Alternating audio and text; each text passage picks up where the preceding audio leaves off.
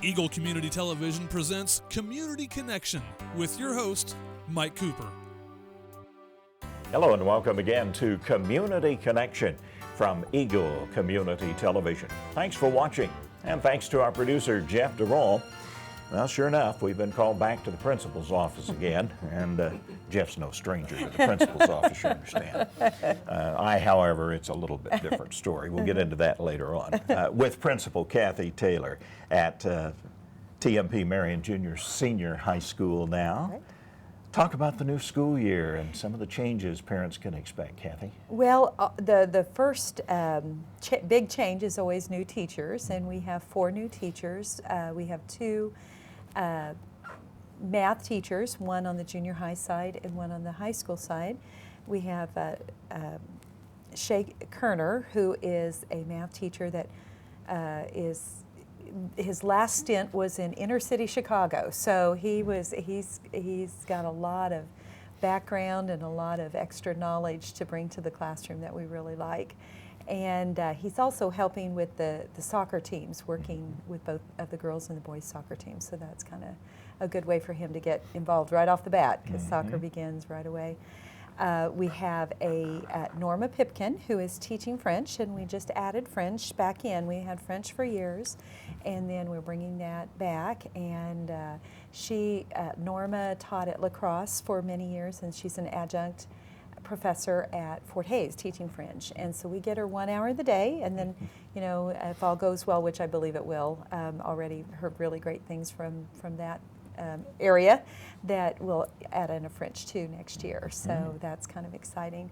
And then we have Isaac Dennis, who is our new physics science teacher on the high school side, and he will be an asset as well. He came to us from Northwest Magnet School, 2 degrees, spent time in the seminary. I'm like, I'm really excited with how gifted and experienced this new group of teachers is. And then on the junior high side, the math teacher is Carmen Simon, and she taught in Oakley and then most recently at Hayes Middle School. And so we grabbed onto her, and she is quite the go-getter, and we really enjoy her energy and enthusiasm. I'm glad you mentioned the junior high, because that's, of course, the newest edition, I guess. And Yes. after the first year's trial, it's going well, isn't it? Yeah, and we keep tweaking it. We got a good thing, and we want to keep it going. One of the things that was very evident last year when I was working is that the students need some exposure to art, I believe, and so we worked with both the junior high faculty and also with our academic council, and really worked out a unique way of incorporating art into the 7th and 8th grade, and actually have Angie Pauls, the art teacher on the high school side, is doing the 2 8th grade sections, and she's just absolutely loving it, and I think they're going to really enjoy her too. So it's just another way to improve on a good thing. Well, as a psychologist, you know the value of art and music to the learning process and the development of the student, don't you? Absolutely. In fact, last year's in-service in Salina was all about the right brain, and the research is that you got to develop both hemispheres, and we got to do it intentionally, include that, and even within every class there should be some right brain work as well as some left brain work on every in every discipline, but you're going to get it when you have art classes, because that's the area that you work, and like I said, all the research says take for instance architects. We turn out a lot of kids that go into architecture or engineering, and art is one of those classes that's recommended. So it's not fluff anymore. It's good stuff. Certainly core curriculum, I think we could say, couldn't we, Kathy? Yeah, there's no state assessment on it, but it has great value. So. Talk about the increase in numbers in the junior high class now. Well, it's not the junior high that's increased, it's the high school. We had a very big 8th grade class, and of course they just rounded the corner and really increased our high school numbers, and they're sitting at 79 right now, which a typical class is about 50. So you can tell that's a very significant increase. And so our high school numbers are much higher. 268 is what we have on the books right now, but that fluctuates a little bit here and there between now and September 20th. The junior high is about normal. We've got about 110 students on the junior high side, and it kind of that big class will be kind of almost like the baby boomers through our society. They affect everything, you know, and so they are going to make an impact no matter where they're at in the system. And last year they made an impact in the junior high, and we told them as they were getting started last Thursday, we really expect them to make an impact on the high school level too.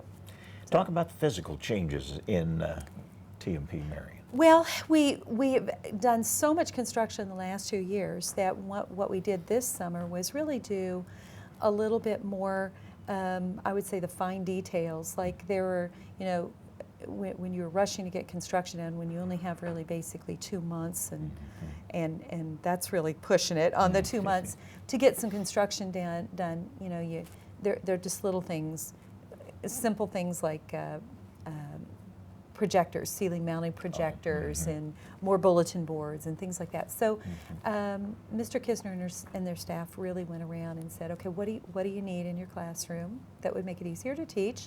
And we really worked on that, just again upgrading what we already have. We had to move classes around because the high school side is absolutely packed. We needed more classroom space because of that big 8th grade. So we moved some classrooms around, and then it doesn't sound like a big deal, but we had to strip and wax all of these floors in this building and down to the nub because of all the construction that had taken place in the last couple of years. They hadn't been able to do that during the summer, so it was quite overdue, and so they did that. Again, we're working on potholes and curbs and guttering, and you know, kind of like I said, all minor details, and they seem really small, but it's very important to kind of keep up the plant, the physical plant. Yeah, you can't neglect them. Yeah, yeah, absolutely. And those of us that have toured the building know there's a lot of flooring to strip and wax and refinish and get ready to go again. And they take great pride. Our maintenance crew really takes great pride in those floors looking good and the building looking good. Even though the building is older, you really get a sense that it's been well kept. A lot of pride, I think, comes into it. Absolutely. So what about sports in the field house? Are we ready? We are ready for volleyball.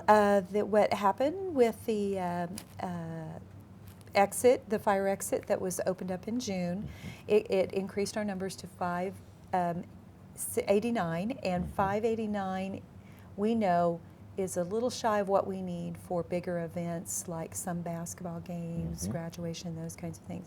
So plans are in the works right now for a second exit, and we'll be rolling that out very, very soon.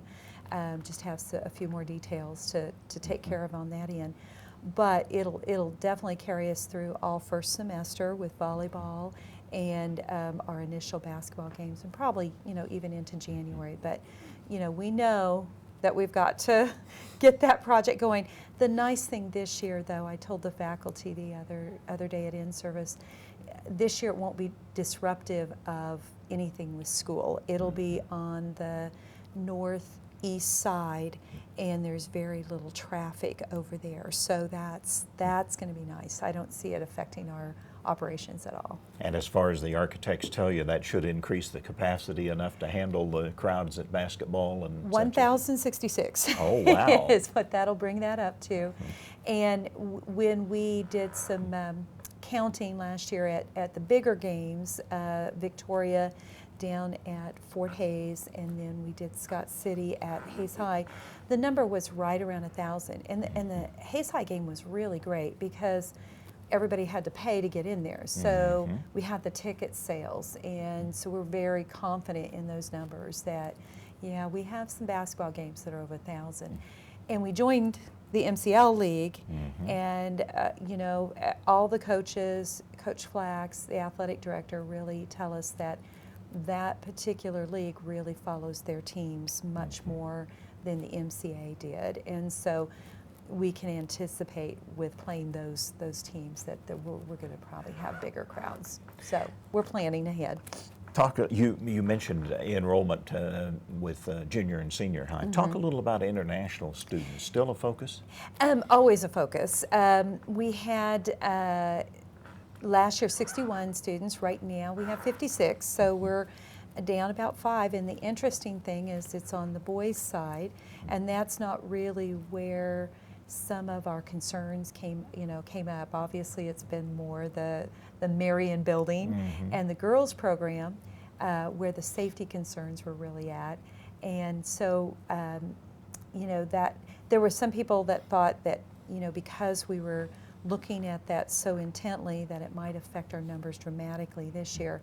And we start recruiting those students, you know, the previous fall. And so those students were already in the pipeline, already working through. So what we're really again is looking ahead. What does 2015, 2016 look like?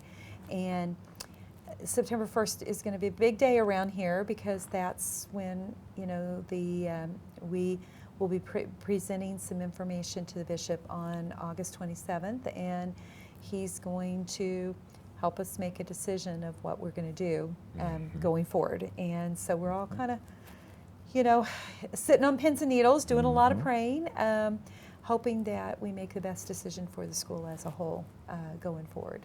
And part of that, of course, is dealing with the residency program in general, isn't it? Oh, absolutely, absolutely. Yeah, the situation this summer was more of an acute thing where we needed to find alternate housing for the girls at Marian, and the Hadley building ended up being a perfect solution for that. And I still say that's nothing short of a miracle that we had 25 girls come in and we had 25 rooms at the Hadley, 3rd floor. We talked a little bit about getting you out of the interview soon enough to get to your class. You like being in the classroom and teaching psychology. I love it. I've been doing it since 1985, and so and once a semester, it's a semester course and a concurrent college course, and I absolutely love it, and it's a huge passion for me. It helps me keep in touch with what's going on with the students, what's going on with the teachers. You know, it's necessary that I teach, but that doesn't mean that I still don't love doing it. It's not drudgery at all. So, we have a search committee in place now that's about ready to replace you. Not quite yet. We did go through the whole governance restructuring, and that was really the first big task of the strategic plan, was to put the new governance document in. And with that governance document, we have 2 new advisory councils. And there's a school advisory, and then there's a finance advisory.